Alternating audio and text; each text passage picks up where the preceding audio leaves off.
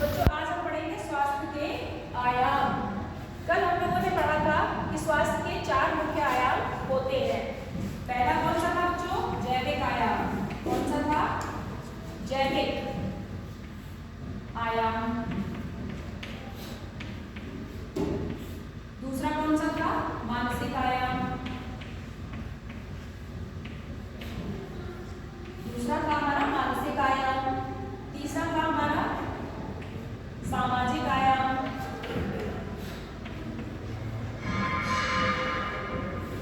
सामाजिक आयाम।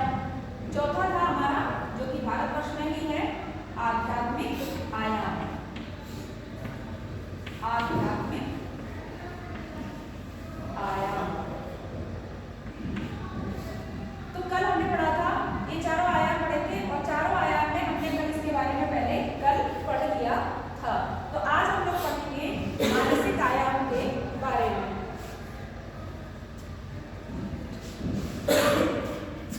आज हम लोग सभी लोग पढ़ेंगे मानसिक आयाम के बारे में। मानसिक आयाम के बारे में आप लोग क्या जानते हैं? मानसिक आयाम,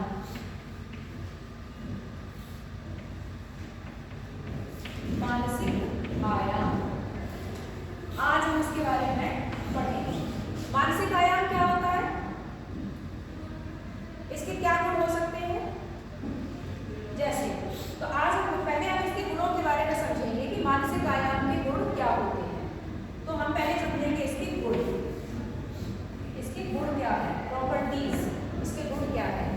जैसे इसका हमारा पहला गुण है, मानसिक आयाम यदि हमारा स्वस्थ है तो हमारा पहला गुण होगा कि हमारे व्यवहार में संतुलन होगा।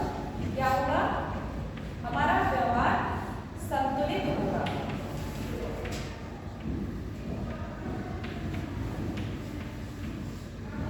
हमारा व्यवहार कैसा होगा? हमारे व्यवहार में संतुलन होगा यदि हमारा मानसिक आयाम स्वस्थ है तो। इसी तरह से यदि हम मानसिक रूप से स्वस्थ हैं तो हम चिंता रहित दिखाई देंगे। हमारा जो व्यक्तित्व होगा वो कैसा होगा? चिंता रहित होगा। तो हमारा इसमें का जो गुण है, मानसिक आयाम का जो गुण है वो चिंता रहित व्यक्ति होता है। इसमें कैसे होता है? चिंता रहित। मानसिक यदि व्यक्ति स्वस्थ है तो उसे चिंताएं कम होंगी। क्या होंगी? उसे चिंताएं थोड़ी सी कम होंगी। अच्छा, मानसिक आयाम के अंतर्गत यदि व्यक्ति मानसिक रूप से स्वस्थ है तो वो पूर्ण रूप से समायोजित भी होगा। उसमें पूर्ण रूप से समायोजन के गुण भी होंगे। क्या होंगे? पूर्ण रूप से समायोजित, पूर्ण रूप से समायोजित, पूर्ण रूप से समायोजित। वो व्यक्ति जो मानसिक रूप से संतुलित होगा, मानसिक आयाम उसका सही होगा, संतुलित होगा, चिंता रहित होगा, तो वो समाज में पूर्ण रूप से समायोजित भी होगा। यदि वो पूर्ण रूप से समायोजित है तो उसपे उसका अगला गुण क्या होगा?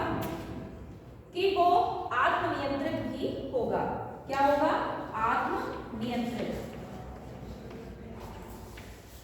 यदि व्यक्ति का मानसिक आयाम संतुलित है, वो पूर्ण रूप से समायोजित भी है, तो उसका आत्मनियंत्रण भी होगा, उसका स्वयं पर नियंत्रण भी होगा। अब व्यक्ति स्वयं पर नियंत्रण है तो उसके संवेगों में भी स्थिरता होगी। तो इसका एक गुण ये भी होता है, मानसिक आयाम का गुण ये भी है कि संवेगात्मक रूप से भी व्यक्ति स्थिर होगा। यानी संवेगात्मक स्थिरता, संवेगात्मक स्थिरता।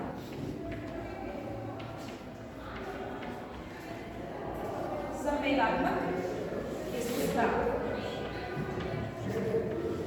व्यक्ति के अंदर संवेगात्मक स्थिरता भी होगी। यदि व्यक्ति का मानसिक आयाम स्वस्थ है, यानी उसका जो मानसिक संतुलन है वो स्वस्थ है, तो उसका व्यवहार संतुलित होगा, वो चिंता रहित होगा, उसका समायोजन समाज के साथ पूर्ण रूप से होगा, वो आत्मनियंत्रित भी होगा,